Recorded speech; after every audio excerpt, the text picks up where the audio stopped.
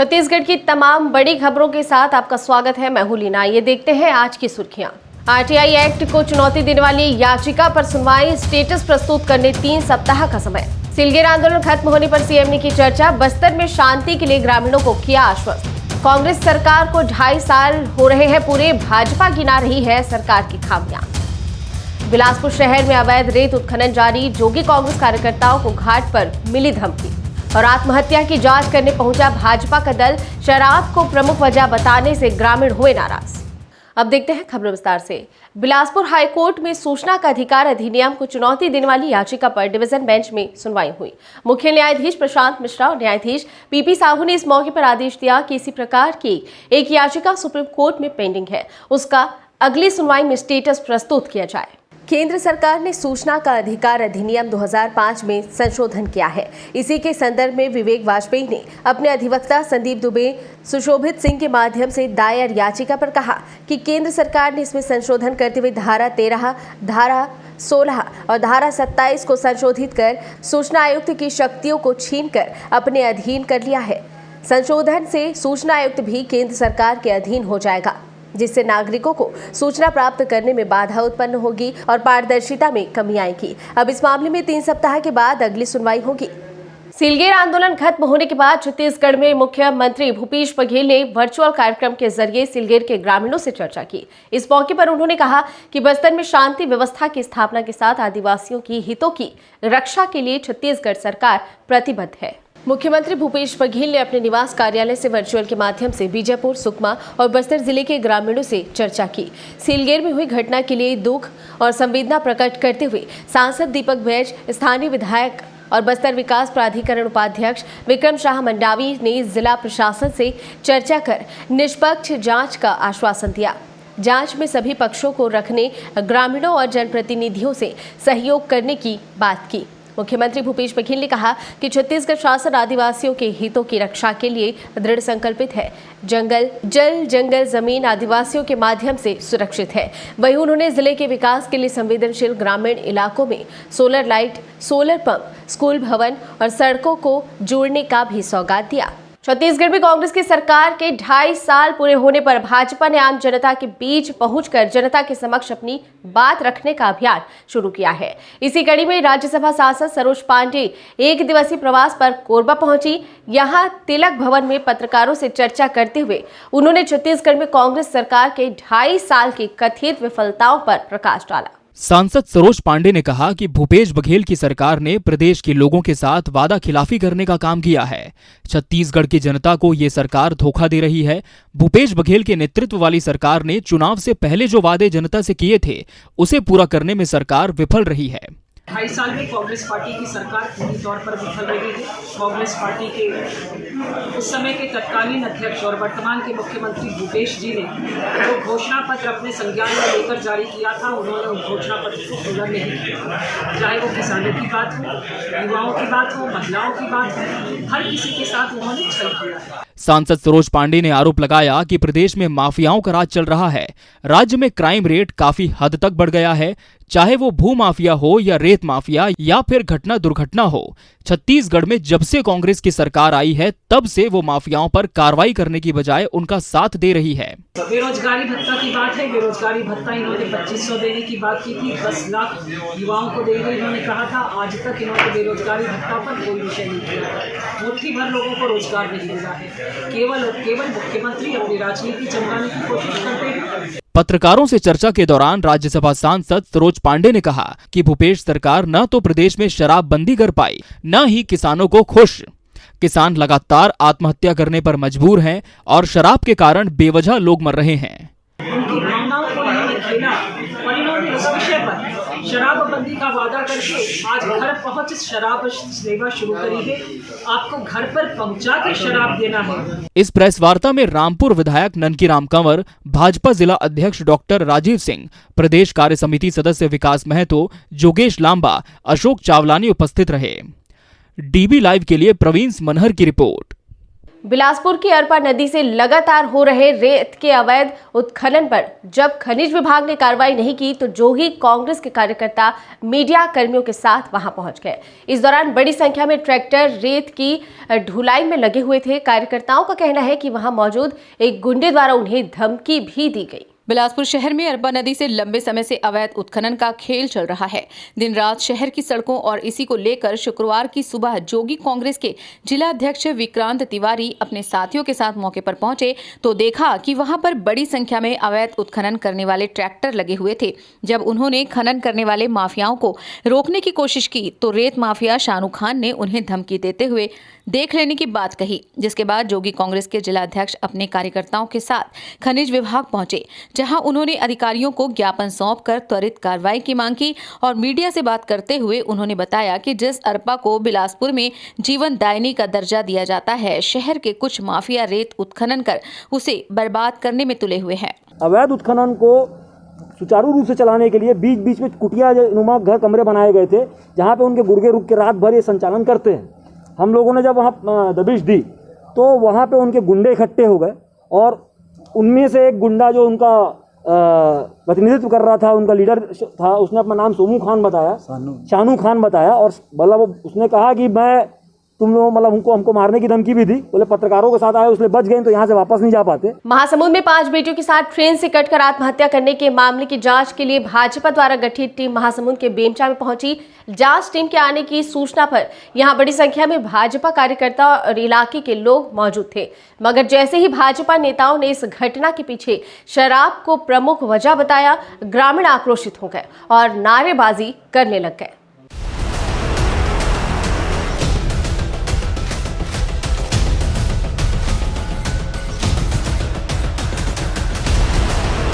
भाजपा के इस जांच दल में सांसद चुन्नीलाल साहू, विधायक शिवरतन शर्मा, पूर्व विधायकगण देवजी भाई पटेल, रूप कुमारी चौधरी, डॉक्टर विमल चोपड़ा, पूनम चंद्राकर शामिल थे। भाजपा नेताओं ने इस मौके पर मृतकों के परिजनों से मुलाकात की और उनसे मृतका उमा साहू और उसके पति केजराम के बीच होने वाले विवाद और पारिवारिक परिस्थितियों के बारे में जानकारी ली। भाजपा के जांच दल ने परिजनों और अन्य संबंधितों से बातचीत के बाद जो बातें रखी, उसके मुताबिक केजराम की शराबखोरी से पूरा परिवार परेशान रहा करता था। वहीं ये बात भी सामने आई है कि उमा साहू को उसके ससुराल वाले मकान के नाम पर प्रताड़ित किया करते थे। भाजपा ने मीडिया से चर्चा में इस बात पर जोर दिया कि इस घटना की मुख्य वजह शराब हो सकती है। साथ ही ये भी कहा कि कांग्रेस ने अपने घोषणा पत्र में शराबबंदी की बात कही थी, मगर उस पर अमल नहीं करने से आज ऐसे परिवार बर्बाद हो रहे हैं। हालांकि विधायक शिवरतन शर्मा ने ये भी कहा कि पुलिस को दोनों एंगल से जांच करनी चाहिए। इधर चर्चा उधर नारेबाजी। बेमचा में पहुंचे भाजपा नेताओं ने इस मामले में पीड़ित परिवार से बातचीत के बाद मामले में शराब को मुद्दा बनाने का प्रयास किया। इससे गांव के लोग भड़क उठे। यही वजह थी कि जहां एक ओर भाजपा नेता मीडिया कर्मियों के समक्ष अपना पक्ष रख रहे थे, वहीं दूसरी ओर गाँव वालों का एक समूह नारेबाजी कर रहा था।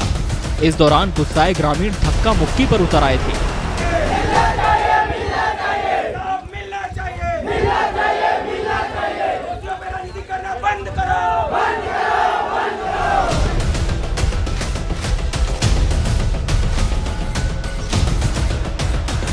ग्रामीणों का जोर इस बात पर था कि प्रताड़ना के एंगल से भी मामले की जांच की जाए। केवल शराब ही सामूहिक आत्महत्या की वजह नहीं है। भाजपा नेताओं ने मामला बिगड़ता देख ग्रामीणों को समझाइश दी और इलाके के टीआई को तलब करके मामले की सभी एंगल से जांच करने और इस संबंध में ग्रामीणों का बयान भी दर्ज करने के निर्देश दिए। देखिए, सारी बातचीत आप लोगों के सामने परिवार के लोगों से हुई है।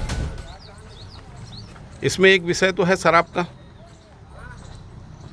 केजराम शराब पीता था और शराब के चलते पूरा परिवार उससे परेशान रहता था।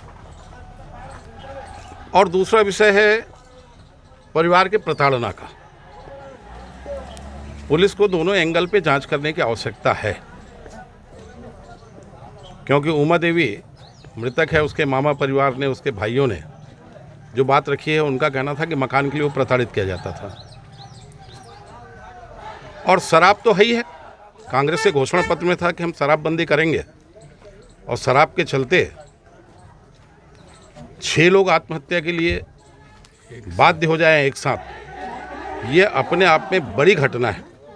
और एक मत 6 लोग आत्महत्या के लिए कैसे होगा, ये जांच का विषय है। पति को गिरफ्तार कर चुकी है पुलिस। गौरतलब है कि पुलिस ने आत्महत्या के इस मामले में उमा के पति केजराम को आत्महत्या के लिए प्रेरित करने के मामले में गिरफ्तार करके जेल भेज दिया है। हालांकि गांव वालों का अब भी कहना है कि शराब को लेकर इस परिवार के बीच उन्होंने कभी भी कोई विवाद नहीं सुना, बल्कि सच तो ये है कि उमा को उसके जेठ, सास, ससुर प्रताड़ित किया करते थे। फिलहाल इस मामले की जांच में पुलिस के समक्ष और क्या तथ्य सामने आते हैं, इस पर सभी की नजर रहेगी।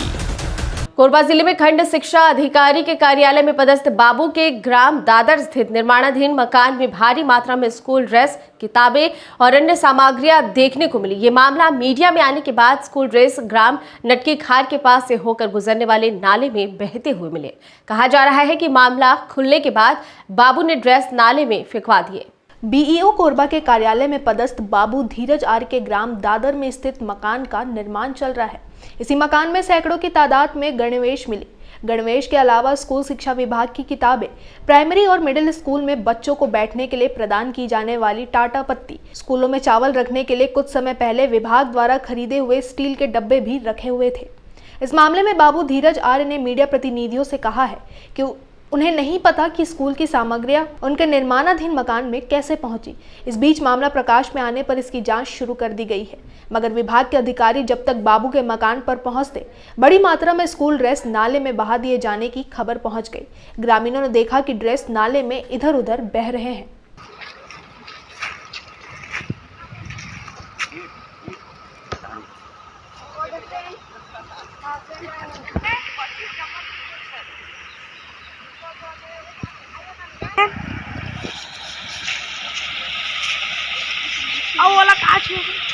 नाले में स्कूल ड्रेस बहाए जाने की खबर पर बीईओ संजय अग्रवाल के नेतृत्व में पूरी जांच टीम यहां पहुंची।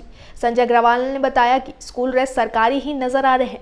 उन्होंने ये भी बताया कि टीम इससे पहले बाबू धीरज आर्य के मकान पर भी गई थी, मगर वहां पर कुछ भी नहीं मिला। संभव है कि बाबू ने कार्यवाही के डर से स्कूल ड्रेस यहां फिकवा दिए हो। उन्होंने बताया बाबू धीरज आर्य मूलतः शिक्षा वर्ग 3 के हैं और यहाँ वो स्टोर का इंचार्ज थे। मामले की जानकारी जैसे ही मिली उसे स्टोर के प्रभार से हटा दिया गया। आज पता चला कि नक्की खार नाला के पास कुछ यूनिफॉर्म बच्चों के बिखरे हुए पड़े हैं, तो तत्काल मौके पर प्राचार्य महोदय भैसमा श्री सारथी जी, एबीओ श्री कमलेश तंवर, बीआरसीसी ग्रामीण और शहरी श्री अनिल और श्री राम कपूर कुर्रे और मैं स्वयं हम लोग मौके पर पहुँचे और मौके पर वास्तव में यूनिफॉर्म मिला है हमको। हमने पंचनामा बना करके जब्त कर लिया है और उसकी जांच की कार्रवाई चल रही है। जो भी दोषी होगा निश्चित रूप से कार्रवाई प्रस्तावित की जाएगी। इधर कोरबा जिले के डीईओ सतीश पांडे को इस मामले में शरारती तत्वों की करतूत नजर आ रही है। उनका कहना है कि स्कूल ड्रेस बचे हुए स्टॉक के हो सकते हैं, मगर ये बाजार में बिक नहीं सकते। ऐसे में किसने ऐसा किया, ये जांच का विषय है। बाबू के निवास पर किताबें और टाट पट्टियां भी मिली थी। इस सवाल पर डीईओ ने कहा कि सब कुछ जांच में उजागर हो जाएगा। इस मामले में स्टॉक रजिस्टर का भी वेरिफिकेशन किया जाएगा और जो भी दोषी मिलेगा उसके खिलाफ कार्यवाही की जाएगी। देखना यह है कि इस मामले में बाबू के अलावा और कोई भी दोषी जांच टीम के हाथ लगता है या नहीं। बिलासपुर जिले के तखतपुर क्षेत्र के गांव खपरी में एक सब्जी विक्रेता से पुलिस ने 9 क्विंटल गांजा बरामद किया है। पुलिस ने इस मामले में मोकपा निवासी हरीश साहू को गिरफ्तार किया है और गांजे की तस्करी में इस्तेमाल कार भी पुलिस ने जब्त की है। बिलासपुर पुलिस ने मुखबिर की सूचना के आधार पर हरीश साहू के सब्जी गोदाम में छापा मारा। इस दौरान यहां छिपाकर रखा गया 9 क्विंटल गांजा जब्त किया गया, जिसकी बाजार में कीमत लगभग 1 करोड़ रुपए है। पूछताछ में पता चला कि हरीश साहू सब्जी व्यवसाय की आड़ में गांजे की तस्करी में लिप्त था और कोविड काल में कार पर कोविड इमरजेंसी ड्यूटी लेकर उड़ीसा से गांजे की तस्करी कर रहा था। पुलिस ने सन 2016 में भी हरीश साहू को गांजे तस्करी के आरोप में गिरफ्तार किया है। राजधानी के साइबर सेल ने सोने मकानों को निशाना बनाने वाले शातिर चोर अमनदीप सिंह को गिरफ्तार कर लिया है। हाल ही में जेल से छूटे इस युवक ने गुलबाजार थाने में गूगल कंपनी की मैनेजर के मकान में चोरी की। पुलिस ने उसे 5 लाख के जेवरों के साथ गिरफ्तार किया है। अस्पताल वार्ड में लाल गंगा शॉपिंग मॉल के पीछे रहने वाली अलवीना अहमद बेंगलोर स्थित गूगल कंपनी में मैनेजर है। बीते 3 जनवरी को उनके पिछले दरवाजे की कुंडी तोड़कर अलमारी में रखे जेवर की चोरी कर ली गई थी। इनमें सोने और डायमंड के लगभग 5 लाख के ज्वेलरी थे। इस मामले में एफआईआर दर्ज होने के बाद साइबर सेल और गोल बाजार पुलिस की संयुक्त टीम ने चोर की तलाशी शुरू कर दी। इस दौरान पता चला कि आमानाका निवासी अमनदीप सिंह इलाके में संदिग्ध रूप से घूमता देखा गया है। महज 20 साल का अमन पकड़े जाने के बाद भी पुलिस को गुमराह करता रहा, मगर कड़ाई से पूछताछ में वो टूट गया और चोरी की बात स्वीकार कर ली। पुलिस ने उससे चोरी के सोने एवं डायमंड के जेवरात जब्त कर लिए हैं। पूछताछ में ये भी पता चला कि अमनदीप पंजाब भागने की तैयारी में था। पिछली बार वो कोतवाली पुलिस द्वारा चोरी के मामले में गिरफ्तार किया गया था। हाल ही में जेल से छूटकर आने के बाद उसने फिर से चोरी की और पकड़ा गया। छत्तीसगढ़ में कल कोरोना के 813 नए मरीज मिले हैं, जबकि 11 लोगों की मौत हुई है। वहीं प्रदेश में कोरोना से 1342 मरीज ठीक हुए हैं। प्रदेश में अब एक्टिव मरीज 15,082 रह गए हैं। छत्तीसगढ़ में कोरोना के संक्रमण का दौर अभी भी जारी है। यहाँ मरीजों की संख्या कभी कम तो कभी इसमें बढ़ोतरी हो जाती है। रायपुर में कोरोना मरीज का आंकड़ा अब 50 से भी कम हो गया है। यहाँ 49 नए मरीज मिले हैं। जांजगीर में सबसे ज्यादा 56, बीजापुर में 55 नए मरीज मिले हैं। वहीं दुर्ग, रायपुर, जांजगीर में 2 लोगों की मौत हुई है। और रायपुर से गरियाबंद जा रही तेज रफ्तार इको स्पोर्ट्स कार राजिम के कोपरा बस्ती के पास पेड़ से टकराई। कार में सवार 5 महिलाओं की मौके पर मौत हो गई। 7 लोगों को गंभीर चोटें आई हैं। 6 लोग गंभीर रूप से घायल हुए हैं, जिन्हें रायपुर के मेकाहारा अस्पताल रेफर किया गया है। 13 साल की नाबालिग को भी हल्की चोटें आई है। बता दें, कार में 12 लोग सवार थे। रायपुर के अभनपुर खट्टी गांव से 10 गात्र कार्यक्रम से वापस गरियाबंद के मालगांव के एक ही परिवार के ये लोग बताए जा रहे हैं। वापस घर जाते हुए ये दर्दनाक हादसा हुआ है। राजिम थाना इलाके का ये पूरा मामला है। अभनपुर से गरियाबंद आ रही एक इको वैन गाड़ी कोपरा के पास एक्सीडेंट हो गई, जिसमें 5 लोगों की मृत्यु हो गई है और 6 लोग जो घायल हुए उनको रायपुर रेफर किया गया है। ये निषाद परिवार के हैं मालगांव के और 10 गात्र कार्यक्रम में शामिल होने अभनपुर गए हुए थे। अब तक की खबरों में फिलहाल इतना ही। आगे की खबरों के लिए बने रहिए सिमरन कौर के साथ। नमस्कार, डीवी लाइव छत्तीसगढ़ में आपका स्वागत है। रुक करते हैं खबरों की ओर। मुख्यमंत्री भूपेश बघेल ने निवास कार्यालय में steel authority of India limited के चेयरमैन सोमा मंडल से मुलाकात की। दोनों के बीच अधिकारियों का 2017 से पे रिवीजन और कर्मचारियों का वेज रिवीजन लागू करने, बीएसपी के कर्मचारियों की नियुक्ति में छत्तीसगढ़ के मूल निवासियों को वरीयता प्रदान करने समेत अनेक मुद्दों पर चर्चा हुई। प्रदेश की भूपेश बघेल सरकार 2.5 साल का कार्यकाल पूरा करने जा रही है। प्रमुख विपक्षी दल सरकार पर हर मोर्चे पर विफल रहने का ठीकरा फोड़ते हुए खिलाफ में ताल ठोक कर सामने आ गई है। 2.5 साल तक सरकार के खिलाफ कुछ भी नहीं बोलने वाली भाजपा के अचानक सक्रिय हो आक्रामक रुख में आ जाने से आने वाले दिनों में सरकार के लिए किरकिरी होने में देर नहीं लगेगी। पूर्व मंत्री बृजमोहन अग्रवाल ने स्पष्ट कर दिया है कि भूपेश बघेल सरकार की उल्टी गिनती शुरू हो चुकी है। भाजपा इस सरकार के खिलाफ सड़क से सदन तक लड़ाई करने तैयार है, लेकिन 17 जून के बाद सरकार का क्या होगा, इसे वे लोग जाने जो 2.5 साल के फार्मूले के मुद्दे को जिंदा रखे हुए हैं और उम्मीद से हैं। कोरबा लोकसभा क्षेत्र की सांसद ज्योत्सना चरणदास महंत की अगुवाई में संसदीय क्षेत्र के विधायकों ने मुख्यमंत्री भूपेश बघेल को विभिन्न विषयों और समस्याओं से पत्र के जरिए अवगत कराया। उनके समाधान के लिए उचित कार्रवाई का आग्रह भी किया। पत्र में बिजली, मेडिकल कॉलेज सहित अनेक समस्याओं से सीएम को अवगत कराया गया। आए दिन यह देखने में आ रहा है कि कुछ लोग जानबूझकर तो कुछ लोग मामले की गंभीरता को ना समझते हुए कोविड-19 वैक्सीन के बारे में बेबुनियाद मैसेज सोशल मीडिया के माध्यम से लोगों में भ्रम एवं अफवाहों को फैलाने के लिए वायरल करते हैं, जो कि न केवल मानवता के खिलाफ है बल्कि एक अपराध भी है।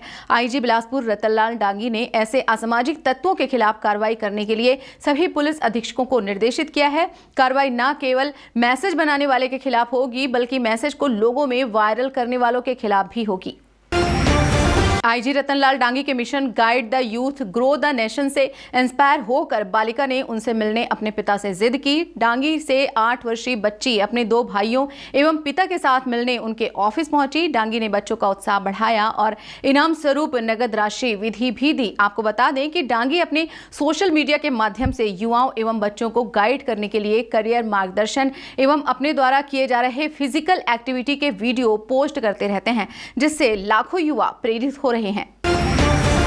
राज्यसभा सदस्य सरोज पांडे एक दिवसीय प्रवास पर कोरबा पहुंची, जहां भाजपा कार्यालय में एक अजीब वाकया देखने को मिला, जब एक लड़की आंखों में आंसू लिए राज्यसभा सांसद एवं भाजपा की महिला नेत्री सरोज पांडे के समक्ष महिला स्वाभिमान को लेकर अपनी व्यथा सुनाती नजर आई। यह युवती और कोई नहीं बल्कि युवा मोर्चा के जिला उपाध्यक्ष दिव्यांश अग्निहोत्री की पत्नी थी, जिन्होंने आंखों में आंसू लिए सरोज पांडे को अपनी व्यथा बताई। उन्होंने कहा कि दिव्यांश अग्निहोत्री अपनी पत्नी को छोड़ दूसरे की पत्नी को रखे हुए है। उनके खिलाफ महिला प्रताड़ना एवं दहेज की रिपोर्ट भी दर्ज है। रायपुर हाउसिंग बोर्ड के अध्यक्ष एवं उत्तर विधायक कुलदीप सिंह जुनेजा और रायपुर कलेक्टर सौरभ कुमार आज सुबह शहर में चल रही विभिन्न योजनाओं का जायजा लेने पहुंचे। उत्तर विधायक जुनेजा ने कलेक्टर को अपनी एक्टिवा में बैठाकर शहर स्थित चल रही कार्यों की समीक्षा की। साथ ही उन्होंने कहा कि नगर निगम आयुक्त रहते हुए उन्हें यहाँ की मूलभूत समस्याओं की जानकारी है। शहर में बहुत सारी नई योजनाएं भी आने वाली हैं, जिसका शहर की जनता को लाभ मिलेगा। इस बुलेटिन में फिलहाल इतना ही। बने रहिए डीवी लाइव छत्तीसगढ़ के साथ। नमस्कार।